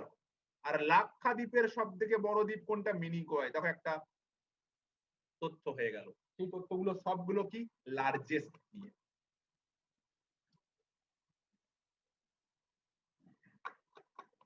কি রকম? আন্দামানের লার্জেস্ট, লাক্ষাদ্বীপের লার্জেস্ট। এবার আমরা ছোটগুলো জানবো। আন্দামানের ছোট রস আন্দামান, নিকোবরের ছোট পিল্লো মিল্লো, আর লাক্ষাদ্বীপের ছোট কন্নড়। তাহলে প্রথম তিনটে কি জানলাম? বড়। তারপরে তিনটে কি জানলাম? বড়, সব থেকে বড় দ্বীপ। এটা জানলাম কি? ছোট। তাহলে আন্দামানের বড় মিডিল আন্দামান, নিকোবরের বড় গ্রেট নিকোবর, লাক্ষাদ্বীপের বড় মিনিকয়। আন্দামানের ছোট রস আইল্যান্ড, নিকোবরের ছোট পিল্লো মিল্লো, লাক্ষাদ্বীপের ছোট কন্নড়। ওকে, এরপর আমরা জানবো পিক, মানে এই দ্বীপ অঞ্চলগুলো যে পিক রয়েছে সেই পিক গুলোর কথা এবার আমরা জানবো। যেমন ধরো আমাদের যদি বলা হয় এই দ্বীপ অঞ্চলের সর্বোচ্চ পিক কি? Saddle peak. যদি বলে আন্দামানের সর্বোচ্চ পিক কি? Saddle peak. যদি বলে নিকোবরের সর্বোচ্চ পিক মাউন্ট থুলিয়ান। আর এখন যদি শুধু এরকম বলে দেয় যে আন্দামান এন্ড নিকোবর এর সর্বোচ্চ পিক কি, তখন উত্তর স্যাডেল পিক। ঠিক আছে, যার দৈর্ঘ্য 738 মিটার। ঠিক আছে, লাক্ষাদ্বীপে কি দেখা যায়? প্রবাল বা কোরাল দেখা যায়। পরীক্ষার কোশ্চেন, এটা WBCS এর কোশ্চেন, 2017 সালের কোশ্চেন সম্ভবত। কি বলা হয়েছিল? আন্দামানের কোন উপজাতি থাকে? সেখানে জারোভাটা আনসারে অপশনে দেওয়া ছিল। ঠিক আছে, আর এরপর আছে দেখো জীবন্ত আগ্নেয়গিরি, আন্দামানের জীবন্ত আগ্নেয়গিরি। দেখো আগ্নেয়গিরি হয় সুপ্ত, ঘুমন্ত, জীবন্ত। জীবন্ত আগ্নেয়গিরি থেকে সব সময় অগ্নুৎপাত ঘটছে। সুপ্ত আগ্নেয়গিরি থেকে মানে কখন হঠাৎ করে অগ্নুৎপাত ঘটে যাবে আজকে তা কেউ বলতে পারে না। ঘুমন্ত আগ্নেয়গিরি, যেখান থেকে এখনো পর্যন্ত কোনোদিন কোনো অগ্নুৎপাত সৃষ্টি হয়নি। আর একটা দেওয়া আছে গ্রেট চ্যানেল, যে গ্রেট চ্যানেলটা কোথায় রয়েছে? আন্দামান নিকোবর এবং সুমাত্রার মধ্যে রয়েছে গ্রেট চ্যানেল।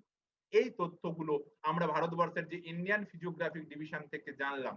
অর্থাৎ এখানে আমরা যে ইন্ডিয়ান ফিজিওগ্রাফিক ডিভিশন থেকে যেটা আলোচনা করলাম এতক্ষণ ধরে, সেটা আমরা এটুকুনি বুঝতে পারলাম যে আমাদের যে আন্দামান আমাদের যে ফিজিওগ্রাফিক ডিভিশন রয়েছে, ভারতবর্ষের যে ভূপ্রকৃতিগত বিভাগ রয়েছে, সেই ভূপ্রকৃতিগত বিভাগের যে ভাগগুলো রয়েছে এবং সেই ভাগগুলো থেকে একদম ছাঁকা ছাঁকা কিছু তথ্য আমরা এক জায়গা করলাম এবং সেই সমস্ত ভূপ্রকৃতিগত বিভাগের ভূপ্রকৃতির গঠনটা কেমন বা ভূপ্রকৃতির নামটা শুনে এটুকুনি আইডিয়া আমরা করতে পারছি যে এই অঞ্চলটা কি গঠনযুক্ত, সেটুকুনি আমরা একটা ধারণা পেলাম। এরপর এই সংক্রান্ত আরো ধারণা, অ্যাকচুয়ালি এই চ্যাপ্টারটার যেটাকে আমরা বলি ভারতবর্ষের ভূপ্রকৃতিক বিভাগ বা ফিজিওগ্রাফিক ডিভিশন, এর তো কোনো শেষ নাই। ফিজিওগ্রাফিক ডিভিশনের কোনো শেষ নাই। এই ইনফরমেশন লিখেই যাও, তথ্য গ্যাদার করে যাও।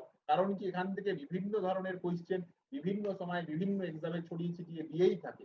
তো আমরা তবুও কিছু তথ্য ওখানকার বাইরেও বেশ কিছু জিনিস খাতায় লিখবো এবং চেষ্টা করবো এগুলোকে একটু করে নেওয়ার। আমি বলছি তোমরা খাতা বার করো। The heading the physiographic division of India.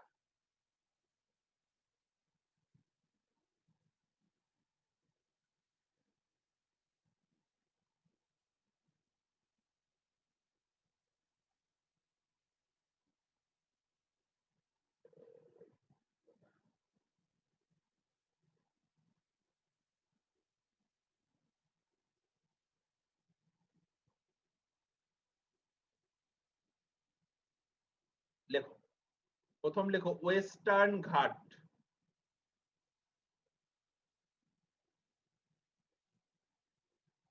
Western ঘাট, ওয়েস্টার্ন ঘাট কোথায় কোথায় আছে লিখে নাও।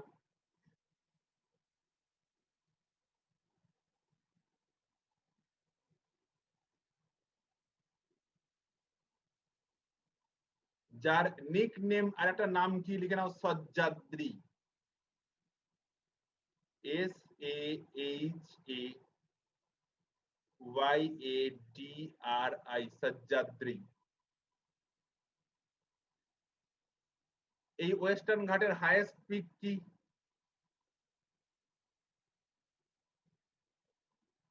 হাইয়েস্ট পিক, ওয়েস্টার্ন ঘাটের হাইয়েস্ট পিকটা লিখে নাও, কলসুবাই। কলসুবাই,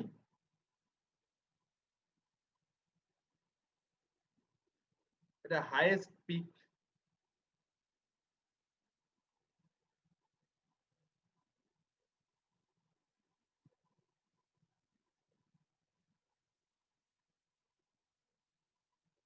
ওয়েস্টার্ন ঘাট। আর একটা লেখো ইস্টার্ন ঘাট। ইস্টার্ন ঘাট, যার নিক নেম হচ্ছে মলয়াদ্রি। মলয়াদ্রি।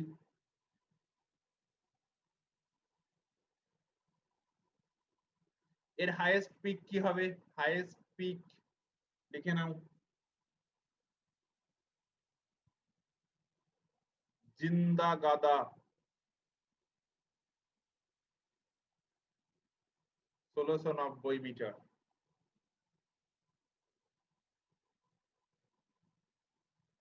নেক্সট তথ্য লেখো western, eastern, eastern and western, eastern and western Ghat merged together merge together কোথায়? At Nilgiri hill. Nilgiri hill কোথায় এরা মার্জ করেছে? ওয়েস্টার্ন ঘাট এবং ওয়েস্টার্ন ঘাট নীলগিরি হিলসে। নেক্সট লেখো ঘাট মিন্স পাস বা গ্যাপ।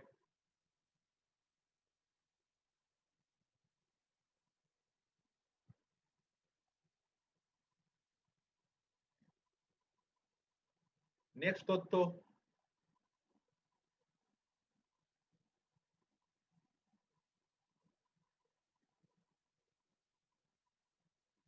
তথ্য লেখো গেটওয়ে অফ কাশ্মীর ভ্যালি কাকে বলা হয়? Gateway of Kashmir valley. Kashmir ভ্যালির প্রবেশদ্বার কাকে বলা হয়? জজিলা পাস।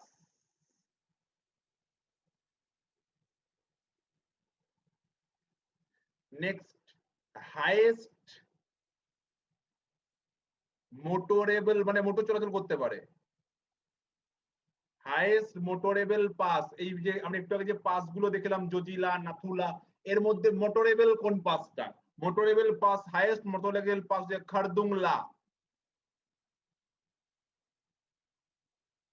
খারদুংলা পাস।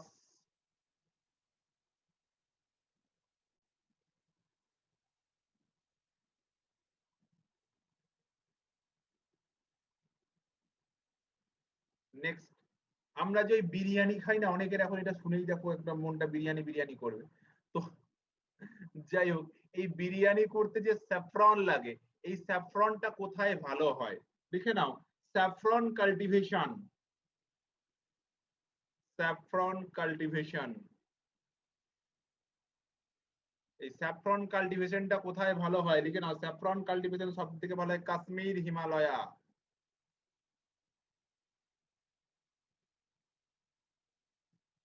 কাশ্মীর হিমালয়া।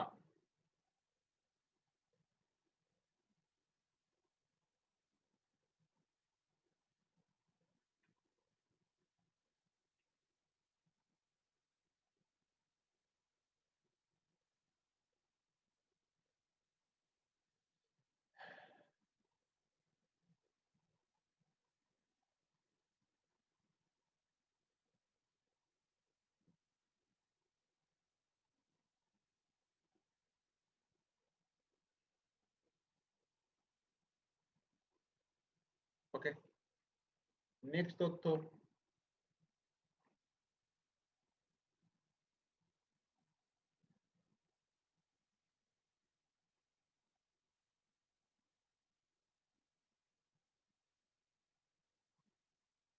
লেখো।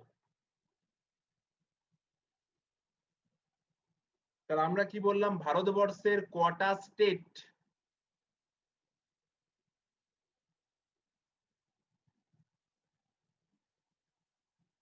ভারতবর্ষের কটা স্টেট? ফার্স্ট স্লাইডটা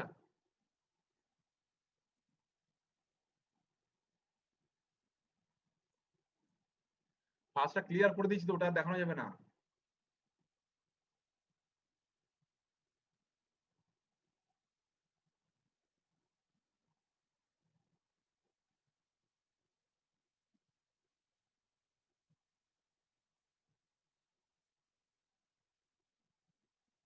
আচ্ছা, যেটা বলছিলাম, ভারতবর্ষের কটা স্টেটের ওপর দিয়ে কোস্ট লাইন আছে?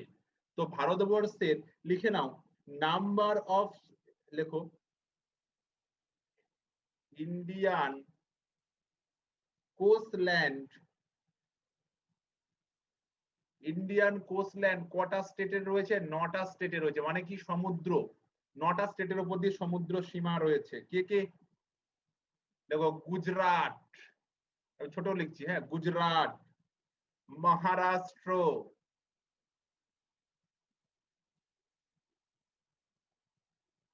গোয়া,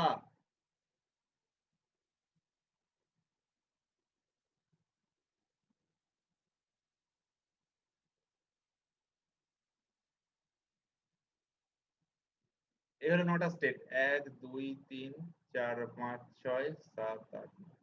গুজরাট, মহারাষ্ট্র, গোয়া, কেরালা,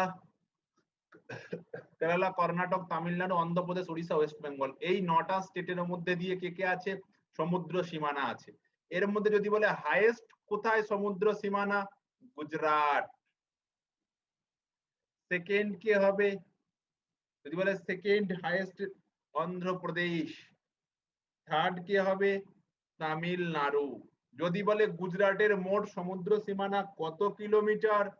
1214 কিমি।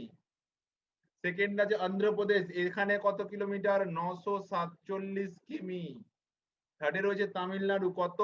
906 কিমি।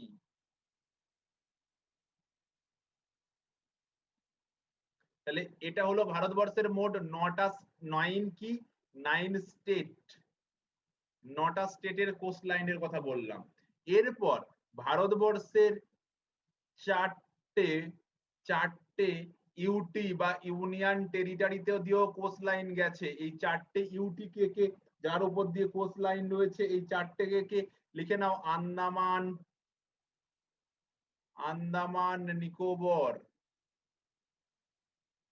আন্দামান নিকোবর, পুদুচেরি,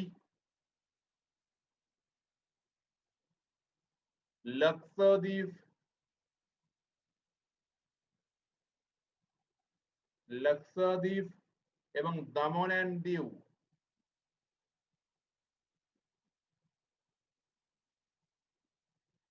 এই 4টের উপর দিয়ে গেছে। এবার যদি বলে এই ইউটিজ এর মধ্যে সব থেকে হাইয়েস্ট কোথায় আছে? তো ফার্স্ট হচ্ছে আন্দামান এন্ড নিকোবর। এখানে সব থেকে বেশি পরিমাণ রয়েছে কি? কোস্টল্যান্ডটা।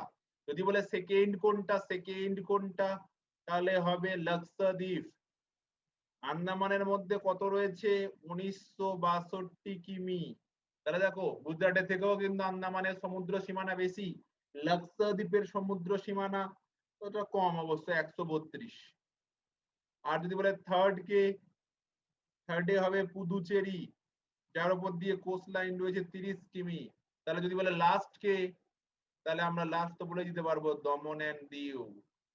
তাহলে ভারতবর্ষের মোট 9টা স্টেটের উপর দিয়ে কে গেছে? কোস্ট লাইন গেছে। আর ভারতবর্ষের কটা ইউটির উপর দিয়ে গেছে? 4টা ইউটির উপর দিয়ে গেছে।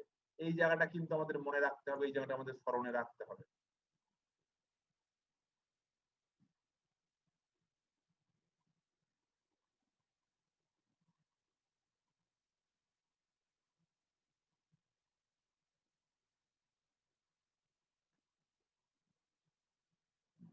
আর এই কোন স্টেটে যদি বলে লোয়েস্ট কোস্ট লাইন, কোন স্টেটে লোয়েস্ট?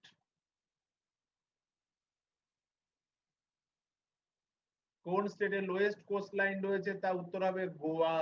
এবং গোয়া যদি বলে কত কিলোমিটার কোস্ট লাইন গোয়া, সব থেকে কম তো বললে স্টেটের মধ্যে 101 কিমি।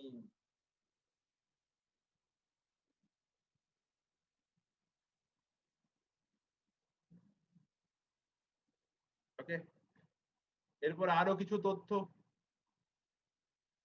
সবাই লিখে নাও। এটা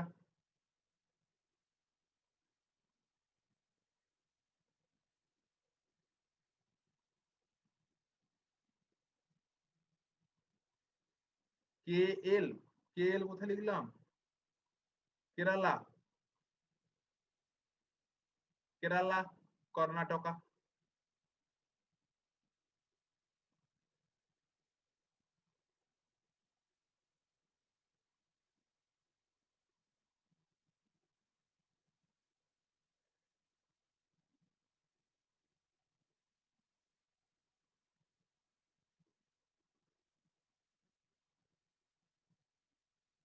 আচ্ছা, ক্লিয়ার করে দিই এটা। নেক্সট,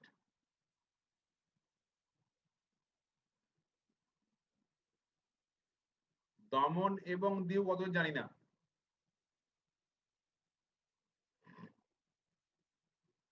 আচ্ছা, নেক্সট লেখো। নেক্সট তথ্য, 6 ডিগ্রি চ্যানেল। এই 6 ডিগ্রি চ্যানেল কাকে কাকে সেপারেট করেছে? লেখো, Nicobar and Sumatra 6 degree channel কাকে সেপারেট করেছে? নিকোবর এবং সুমাত্রাকে সেপারেট করেছে। তারপর হচ্ছে 10 ডিগ্রি চ্যানেল, দেখো লিটিল আন্দামান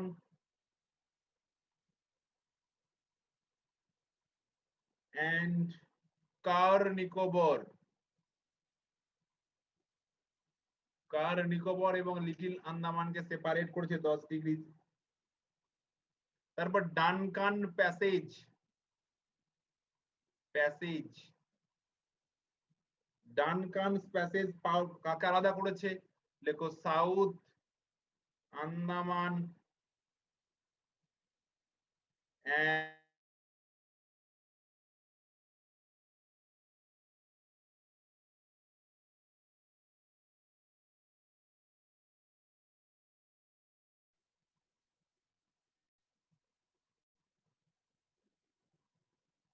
next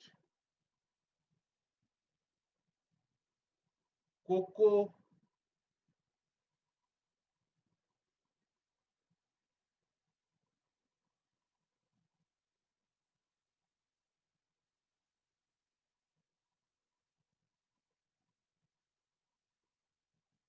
দেখো কোকো চ্যানেল,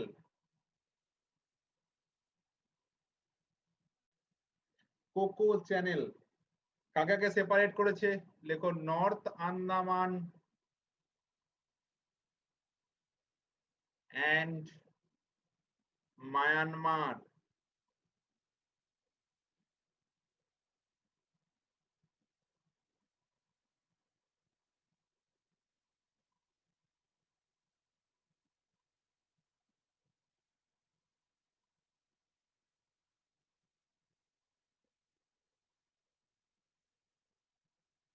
নেক্সট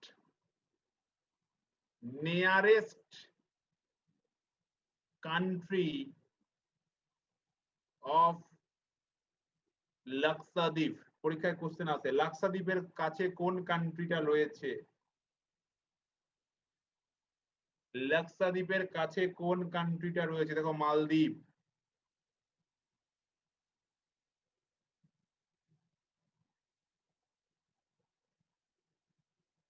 মালদ্বীপ।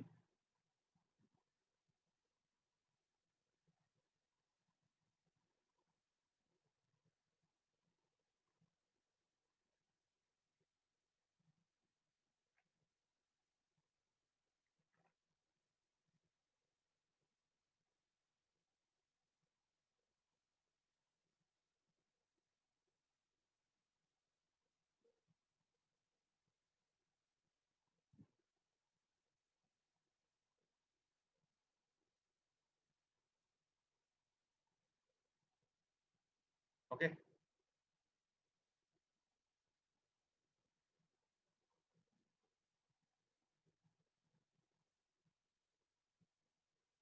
10 ডিগ্রি, এই 10 ডিগ্রি লিটিল আন্দামান এবং কার নিকোবর।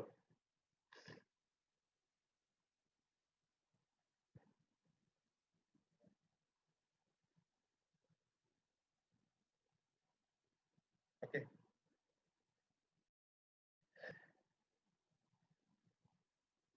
এই জায়গাগুলো ভালো করে জানতে হবে, এই জায়গাগুলো ভালো করে বুঝতে হবে, এই জায়গাগুলো ভালো করে পড়তে হবে এবং এখান থেকে যে সমস্ত তথ্যাদিগুলো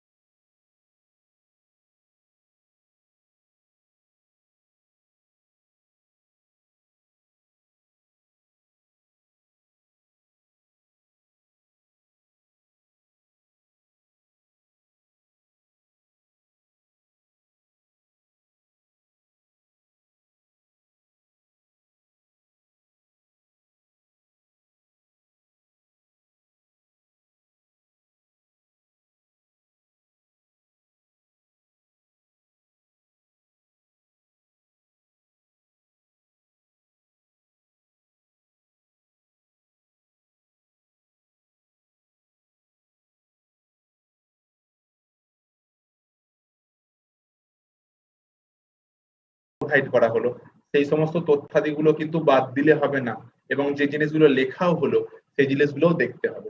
মোটামুটি এই জায়গা থেকেই তোমার এই দুটো চ্যাপ্টারকে কভার করা হয়। চ্যাপ্টার দুটো কিন্তু খুব খুব ইম্পর্টেন্ট চ্যাপ্টার, বেশ গুরুত্বপূর্ণ চ্যাপ্টার, কারণ ইকোনমিক্স থেকে কোয়েশ্চেন কমই আসে পরীক্ষায়। আমি ইন জেনারেলাইজ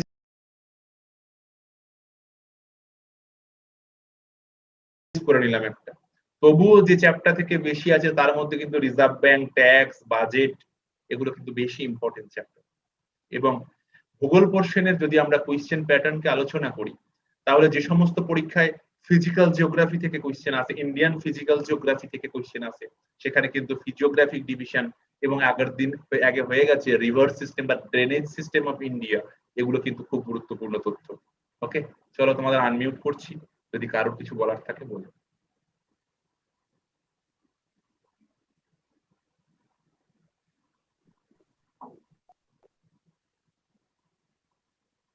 বলো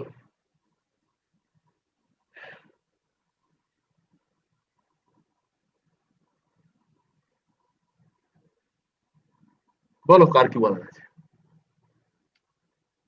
স্যার মক টেস্টটা বাংলায় হলে ভালো হতো, কে বলছে? আকাশ মিত্র, দেখা যাক। আমি ওটা তোমাদের দিন সাতেকের মধ্যে একদম অ্যাপ্রোপ্রিয়েট জানিয়ে দেবো, হ্যাঁ, যে বাংলাতে হবে নাকি ইংরাজিতে হবে নাকি দুটো ভাষাতেই হবে, ওটা আমি জানিয়ে দেবো। ঠিক আছে।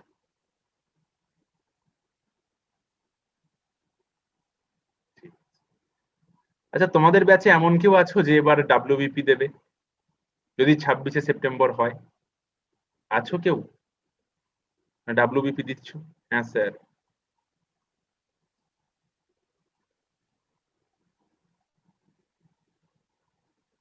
আমরা ডাব্লিউবিপির জন্য স্পেশাল মক অ্যারেঞ্জ করছি, সেজন্য আমি একটু জেনে নিলাম যে তোমাদের ব্যাচে ডাব্লিউবিসিএস, এই ডাব্লিউবিসিএস বলছি, ডাব্লিউবিপির জন্য কে কে দিচ্ছ আর কি। ওই জন্য আমি একটু জিজ্ঞাসা করে নিলাম যে ডাব্লিউবিপি কেউ দিচ্ছ কিনা, কারণ ডাব্লিউবিপির জন্য আমরা স্পেশাল এসআই এবং WBP constable oriented mock arrange করছি। ওই জন্য এটা আমি একটু জেনে নিলাম। তো 2-3 জন 4 জন বলেছে মোটামুটি যে তারা ডাব্লিউবিপি দিচ্ছে, বা পরবর্তীকালে কলকাতা পুলিশেরও যখন এসআই হচ্ছে, ফর্ম ফিল আপ চলছে, এটাও তোমরা আশা করি ফর্ম ফিল আপ করছো। বলো, আর যদি তোমাদেরকে আনমিউট করা রয়েছে, যদি কিছু কারোর যে কোনো জিনিস কিছু যদি বলার থাকে, যদি কিছু বুঝতে না পারার থাকে তো বলতে পারো, শুনি। আমি তো প্রত্যেক দিনই বলি, কত কিছু বলি, তোমরা আজ একটু বলো।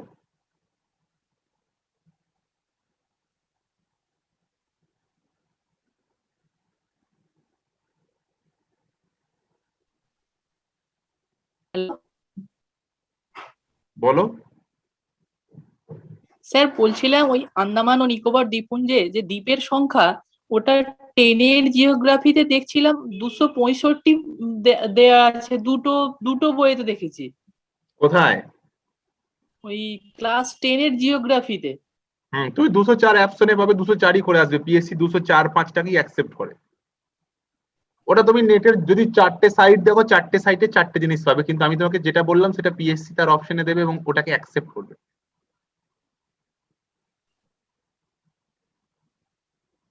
ঠিক আছে স্যার।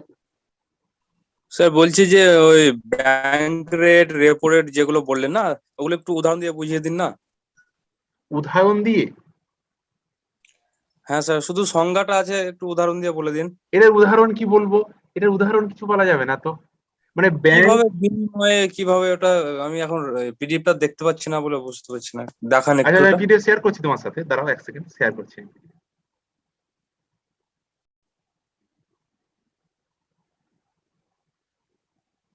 দেখো তোমার কাছে ব্যাংক রেট, এই তো ব্যাংক রেট, বলো। এর বলছে আরবিআই রাষ্ট্রায়ত্ত ব্যাংকগুলোকে যে বার্ষিক সুদের হারে ঋণ দেয়, ধরো তোমার এলাকার একটা, ধরো এসবিআই, এখন তার টাকার দরকার, আরবিআই এর কাছ থেকে নেবে, তাহলে আরবিআই যে টাকাটা যে সুদে আর তোমার এসবিআই কে টাকা দিচ্ছে, সেই সেই রেটটাই হচ্ছে ব্যাংক রেট। এটা তো ডেফিনেশনটা, এটার বাস্তব উদাহরণ কিছু নেই যেটা আমি বাস্তব উদাহরণটা দেব। স্যার একটু স্ক্রল করুন পিডিএফটা নিচের দিকে। পিডিএফ আমি শেয়ার করে দিয়েছি তোমার সাথে, তোমার স্ক্রিনে পিডিএফ দেখা যাচ্ছে, দেখো আশা করি। নয়, এর একটু নিচের দিকে কি আছে ওটা মনে পড়ছে না, এটা একটু তুলে ইয়ে করুন, উপর আচ্ছা, দিয়ে তুলুন।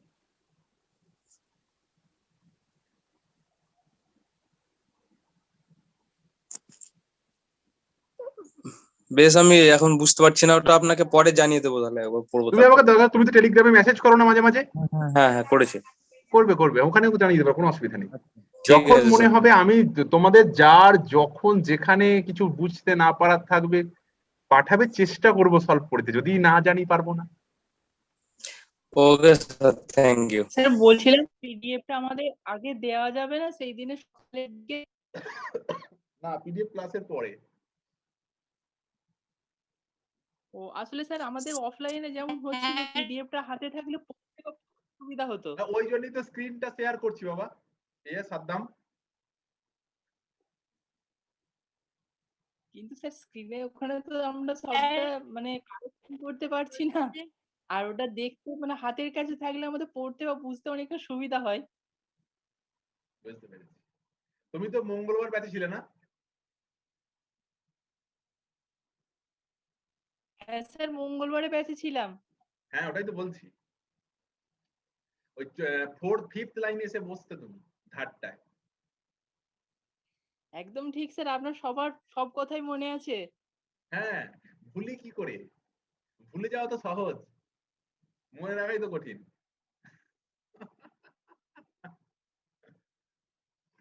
চেক চেক জামা পরে আসতো, সাদার উপর কালো হালকা করে। আপনি স্যার অনেক কিছু মনে রাখেন। স্যার অফলাইন কবে থেকে শুরু হবে?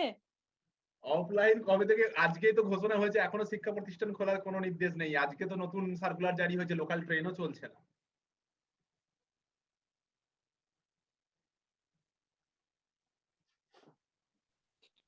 স্যার বলছি যে ডান কান প্যাসেজ বলতে খাল তো? মানে মানে আমরা বাংলায় খাল বললে একটু শুনতে কেমন লাগে, প্যাসেজ, এরকম ব্যাপারটা আর কি। তাই না? মানে আমরা সেই আচ্ছা খাল বললে আমাদের বাড়ির পাশে ছোট নালা এগুলোকে ধরে নিই। এই প্যাসেজ বলে মনে হয় বাবা এই জিনিসটা বোধহয় একটু বড় সড়ো ব্যাপার আর কি। স্যার টেলিগ্রামে যে এটা পোস্টটা শেয়ার করা হয়েছে, ওখানে লেখা ছিল, দেখলাম যে বিদ্যা বুদ্ধি বা অর্থনৈতিক দিক দিয়ে কে কোন এতে গেলে পরে সুবিধা হবে সেটা আলোচনা করা হবে, পরামর্শ দেওয়া হবে। ওটা কি সেই সেমিনারে করা হবে নাকি এটা পার্সোনালি না, কিভাবে ওটা করা হবে? ওটা হবে, আমরা কিছুদিনের মধ্যেই তোমার এত লাইভ সেমিনার অ্যারেঞ্জ করছি, আমরা সবাই থাকবো ওখানে, লাইভ সেমিনার হবে।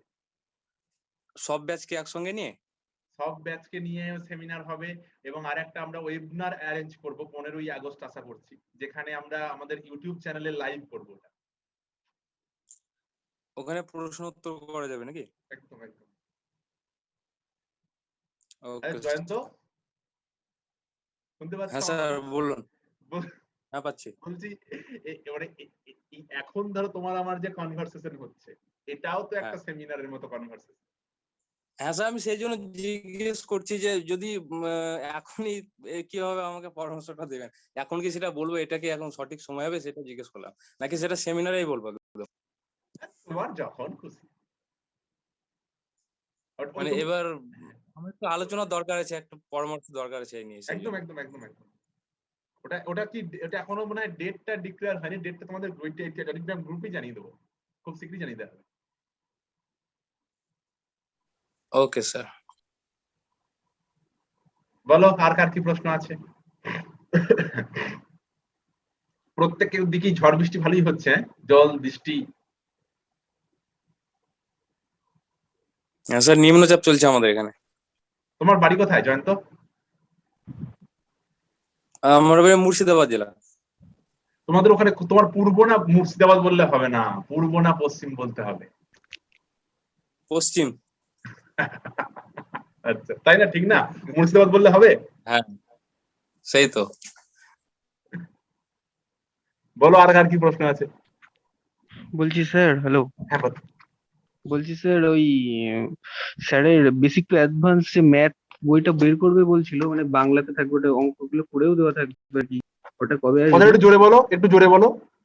হ্যাঁ বলছি স্যার, স্যারের যে basic to math, advance to basic যে ম্যাথটা আছে না, বেসিক টু অ্যাডভান্স যে ম্যাথটা, ওটা বলছিল নতুন করে একটা বের হবে, বাংলা করা থাকবে, ওতে ম্যাথ গুলো করে দেওয়া থাকবে, সেটা কবে বের হবে? আচ্ছা, ওইটা আমাদের এখন টাইপ করছে ওই বইটা। আচ্ছা, হ্যাঁ, লেট হবে ওটা বেরোতে? হ্যাঁ বলো। না কোনো কপিটা তো লেট টাইপ হবে। তো ধরো আগস্ট মাসের 8-10 তারিখের মধ্যেই হয়তো করে ফেলবে, তারপর তোমাকে একটা আপডেট দিতে পারবো যে কবে ওই আইএসবিএন নম্বর হয়ে আসবে। আচ্ছা আচ্ছা। আর স্যার সাধারণ জ্ঞানের ভান্ডার ভলিউম 2 যেটা ওই যে বইটা আপনি যে হ্যাঁ পিডিএফ গুলো করেন সেম টু সেম থাকে তো, তাই না?